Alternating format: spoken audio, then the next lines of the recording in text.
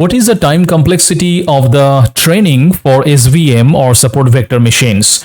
So the time complexity of the SVM training algorithm is primarily affected by the choice of the optimization algorithm used during the training. The most commonly used optimization algorithms are SMO or Sequential Minimal Optimization and the gradient-based methods such as LIBSVM. And in both the cases, the time complexity of a kernel SVM ranges between order of n square times k to order of n cube, that is n to the power 3 times k, where n is the number of training instances and k is the number of iterations required for convergence. The time complexity of a kernel SVM can also be affected by the specific kernel used. For instance, linear kernels have a lower time complexity compared to more complex kernels such as Gaussian or polynomial kernels. The time complexity of SVM using linear kernels can be reduced by using techniques like linear programming, which has a time complexity of order of n times d, where d is the number of features. For an example, suppose you have a dataset with 1000 training instances and 100 features. Using a linear kernel SVM, the time complexity for training the model would be order of n times d, that is 1000 times 100, which will become 100,000.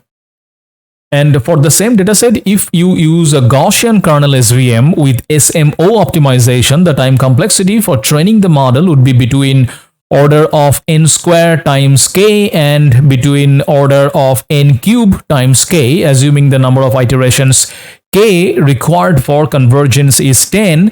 The time complexity would be ranging between 1000 square times k and 1000 cube times k.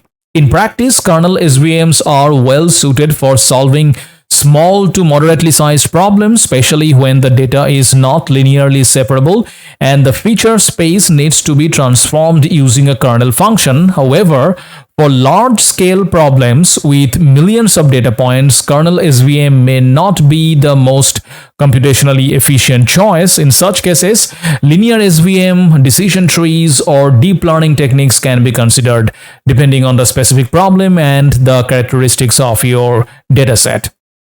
Alright, now what is the runtime complexity of kernel SVM? Because till now we were discussing the time complexity during the training.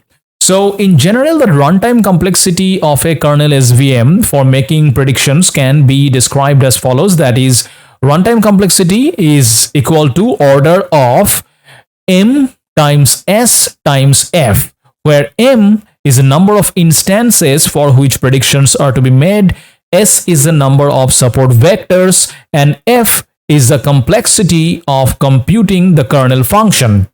Let's break down each component. So the first one is number of instances. This is just the number of instances for which you need to make the inference or prediction. As the number of instances increases, the time taken to make predictions will increase linearly. Next one is number of support vectors. So support vectors are the critical data point that defines the decision boundary. These data points have a direct impact on the SVM's runtime complexity. A larger number of support vectors will result in higher runtime complexity, as each prediction requires computing the kernel function between the test instance and each support vector. And then the last factor here is the complexity of kernel function, represented by the letter F here. So the kernel function's complexity will also affect the runtime complexity. For instance, linear kernels generally have a lower complexity compared to more complex kernels such as Gaussian or polynomial kernels.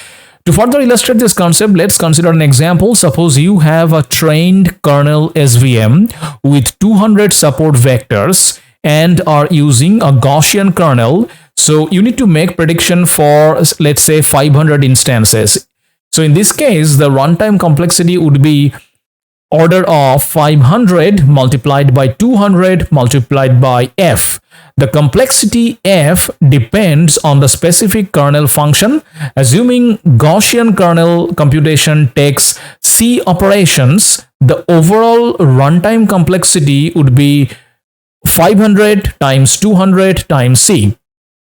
So in conclusion, the runtime complexity of a kernel SVM depends on the number of instances for which predictions are to be made, the number of support vectors, and the complexity of the kernel function.